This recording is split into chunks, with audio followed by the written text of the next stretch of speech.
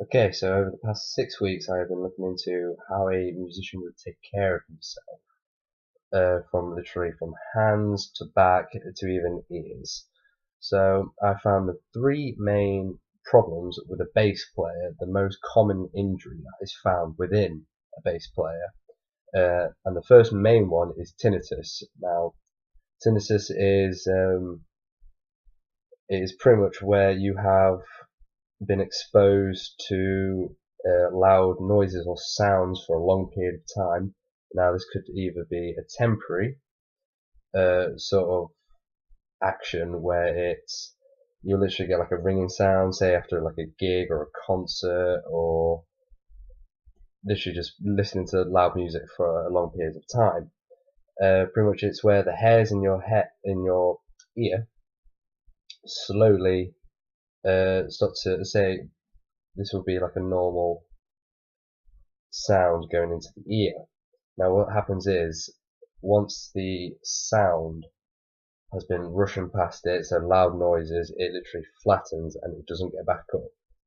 And that means that frequency is dead. That is completely gone forever. Now this can either be temporary, so you only get like a high pitched, like buzzy sound or ringing, or you have it constantly every second of every day. So, it is pretty much that's too many of the hairs have died and they cannot come back. To avoid doing this, you would need to wear either for a temporary sort of period to wear either the foam sort of like you get them for like no more than 2-3 quid sort of thing, and it is literally just a foam solution. You just literally put it in your ear and it expands, and you can take it in and out as many times as you want.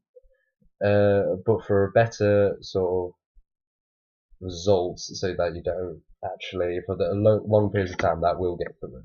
So you would need to use filter like sort of filtered that are actually filtered to your frequencies or what you can hear in your own ears. Pretty much this will stop tinnitus from happening. You may be fuzzy afterwards. It will probably be the adrenaline, or your filters are not correctly inserted into your ear protection.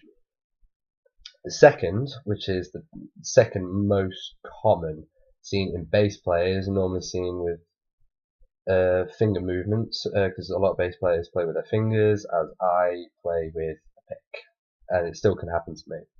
And it's most common in the right hand for right-handed bass players, and carpal tunnel syndrome is literally what happens is because the nerves inside your hand aren't actually they're not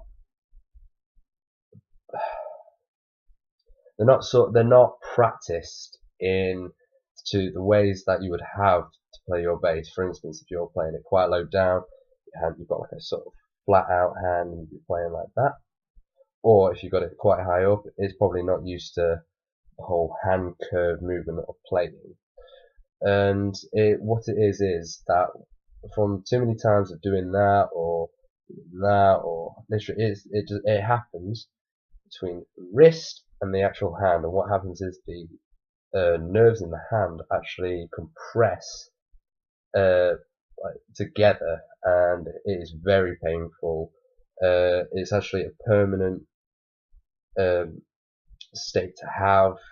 You can have surgery on it, where you actually have bolts put in, and you have to get the nerve sort of uncompress. It's a very painful process, and it can pretty much leave you out of a career if you're already in a career and you get it. To stop this, it is literally you've got to warm up every time you play.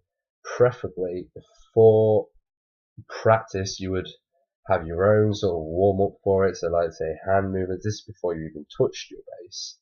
You would have to have slow hand movements and then quick hand movements, slow hand movements, quick hand movements. And what this does is it loosens the hand up. It stretches all the tendons connecting to the hand, and it pretty much leaves the nerves to actually be more more free to be in your hand, so you don't get cramped up or lock or end up getting any pains things just there. And then when you're on your base, you do the same thing again. So you do you should be warming up anyway. You do like a slow warm up, get quicker and quicker and quicker. And what this does is it does the same exact thing. It will just loosen everything up and make everything so much better, and it slows down the process of getting carpal tunnel. It can actually stop you from getting carpal tunnel. And the third most common pain, which I've actually had experience with this, is actually common back pain. And this is from lifting either equipment, from sleeping funny. It can be caused by everything, even having your strap too low if your base is too heavy for you. What happens is, say if you're lifting equipment, it's either like nerves that get trapped and they get caught, and then it's like a shock up your nerve system, and it could either literally you have to drop everything, or you end up being sort of like temporarily paralyzed in a way. It is literally, you either bruise the muscle on the back, sort of a bone goes out of place sort of thing when you're lifting something in the wrong way, or even when you're moving, it is literally trapped in nerves with a muscle. Now, to prevent this from happening, you must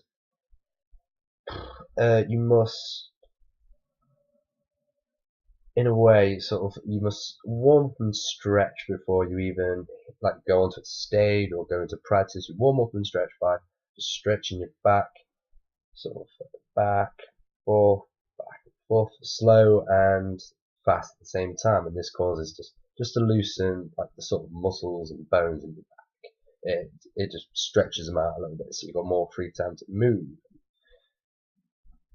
so you don't get in pain, I guess. Say with lifting equipment, you must always bend your knees and then lift with the back and then lift yourself up with your knees at the same time. Now it literally moves your posture, and it helps literally. So explain this. Say that's what your back's trying to do. If you're literally lifting in, say, an amp straight up, it is locked. It's not going to move at all. Now, when bending your knees, it loosens your knees up. It loosens the muscle up. It tightens the muscles in your legs, but it loosens the muscles in your back. And then it just slowly lets everything move more quicker, more safer in a way. By doing this, you're saving yourself weeks, months, days of pain in your back for even just playing one gig. And they're literally the three main sort of problems with a bass player that doesn't warm up, doesn't stretch properly, and doesn't lift things in the correct way or play with the strap in a correct position for their body type. And that is how you prevent yourself from hurting yourself any further.